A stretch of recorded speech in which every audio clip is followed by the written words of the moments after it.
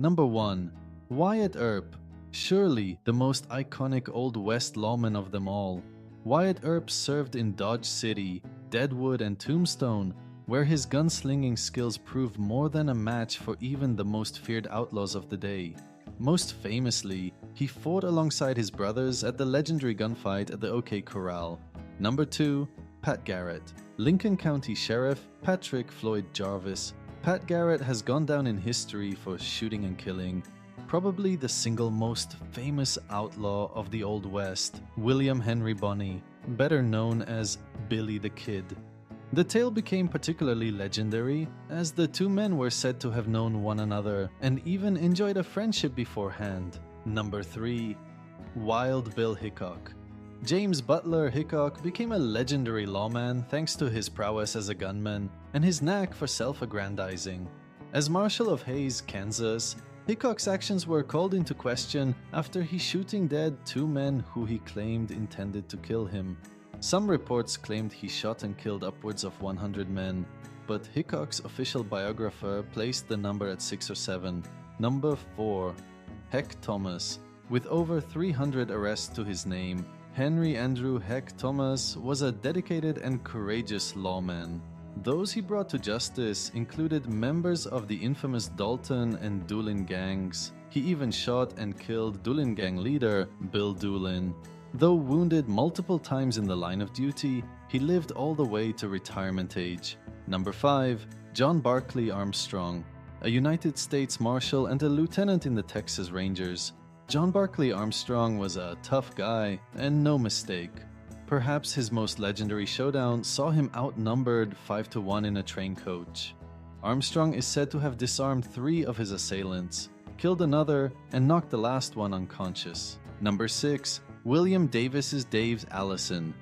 William Davis Allison, or Dave for short, first earned the rank of sheriff when he was just 27. He would later be hailed as one of the best lawmen Texas ever saw, earning particular fame for successfully hunting and killing Mexican revolutionary Pascual Orozco in 1915. The crime-fighting life would be the end of him, however, as he was murdered in 1923 by 2 cattle thieves he was set to testify against. Number 7. Henry Newton Brown. As we've seen time and again in westerns, being officially appointed a lawman didn't necessarily make one a good law-abiding citizen in the Old West.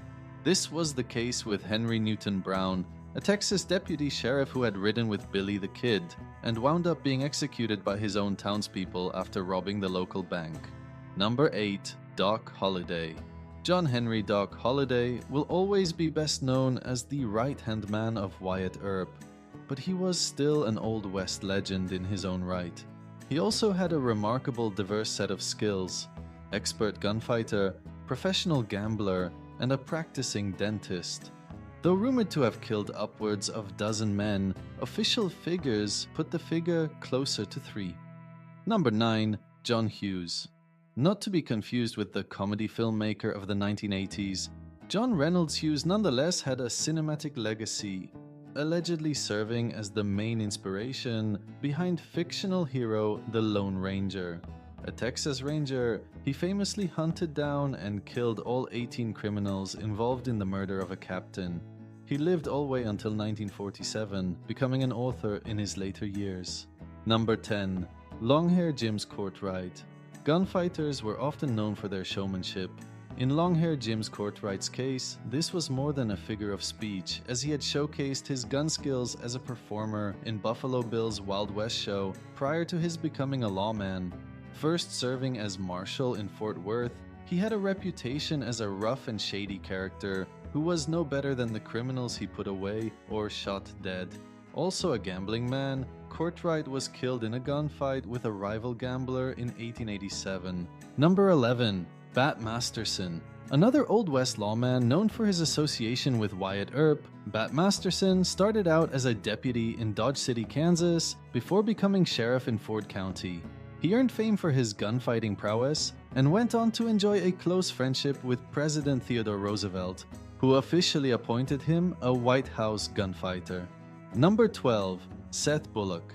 Familiar today for inspiring the lead character on TV's Deadwood, Seth Bullock was known for helping bring order to the dangerous town in which the show is set.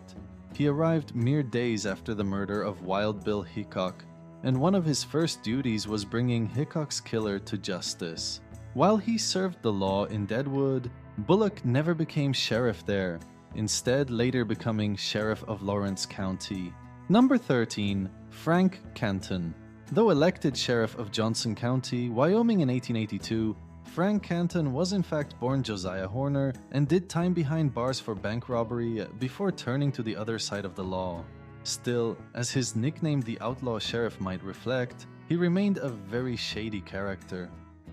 One infamous incident saw Canton burn the house of a suspected cattle rancher, whom he proceeded to shoot dead. To make matters worse, the rustler in question was an old friend of Canton's. Number 14. John Hicks Adams.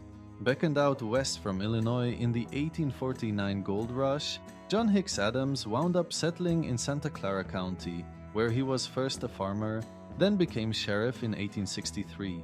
Not long thereafter, he led a shootout against a gang of stagecoach robbers, which left none of the suspects alive. Years later, he became a deputy marshal for the Arizona Territory, but was brutally beaten to death by bandits mere days after getting the job. Number 15. Bill Tilman. Initially a hunter, Bill Tilman claimed to have killed 1,2,000 buffalo as well as 7 Cheyenne Braves as a young man. He was also tried for murder and came close to being executed. Nonetheless, he went on to a lawman career as Dodge City's deputy sheriff, though he was considered hugely corrupt, selling whiskey to Native Americans, running a brothel, and allowing gambling. He was eventually shot dead in 1924 whilst attempting to arrest a prohibition officer. Number 16. Harry Wheeler. Early in life, Harry Wheeler used his gunfighting skills in defense of miners, standing guard over miners who were on strike. However, he took a radical U-turn after becoming sheriff of Cochise County, Arizona, arresting striking miners with the help of 2,000 deputies and a machine gun. He lived long enough to serve in the First World War before passing away in 1925.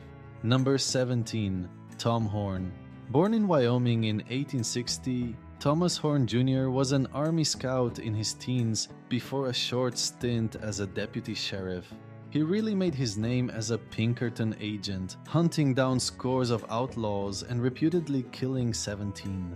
He later worked as a cattle detective, fending off rustlers. A fierce gunman, Horn was once quoted as saying, "Killing men is my specialty.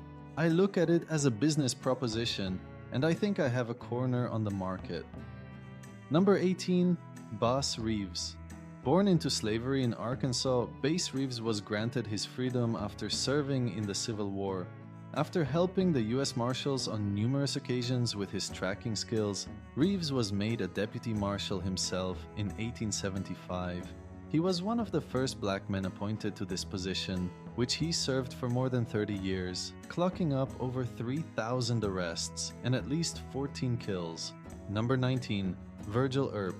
Elder brother of Wyatt Earp, Deputy U.S. Marshal and Arizona State Marshal Virgil Earp served in the Civil War before coming to the troubled town of Tombstone and laying down the law.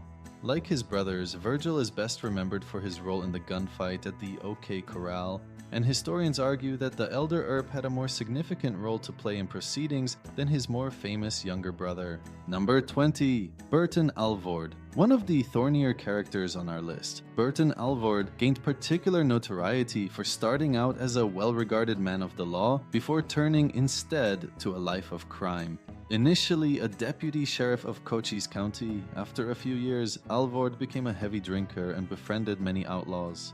This eventually led Alvord to form his own gang, whose crimes included cattle rustling, bank robbery, and train robbery. He wound up spending time in jail, although he escaped once. Number 21. William Billy Stiles. William Larkin Billy Stiles was a close associate of Burton Alvord and followed a similar career trajectory. After starting out as a deputy sheriff, he later moved into criminal activity alongside Alvord. After fleeing the law, Stiles spent time working in China and the Philippines, and on returning to the US, he went by William Larkin and once again worked as a lawman. He was shot dead in 1908, killed in the line of duty. Number 22, J.J. Webb. Another one-time law enforcer who wound up on the wrong side of the law was John Joshua Webb. A Dodge City deputy, Webb was highly regarded and feared for his mastery of the gun. He went on to co-run a Las Vegas saloon with Doc Holliday, then in Dodge City became part of a gang of lawmen covertly committing crimes.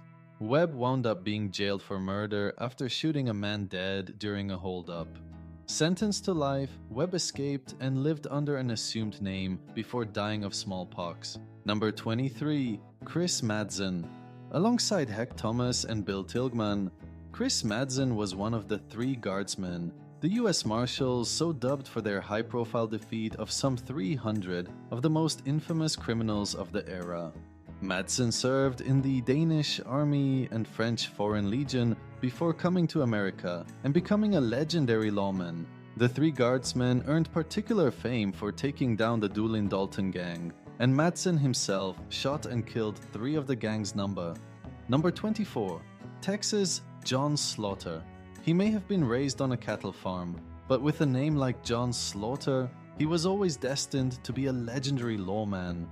Despite his Texas moniker, Slaughter was actually born in Louisiana, but moved out to Texas as a toddler and fought for the Confederacy for the Civil War before serving as a Texas Ranger and Arizona County Sheriff.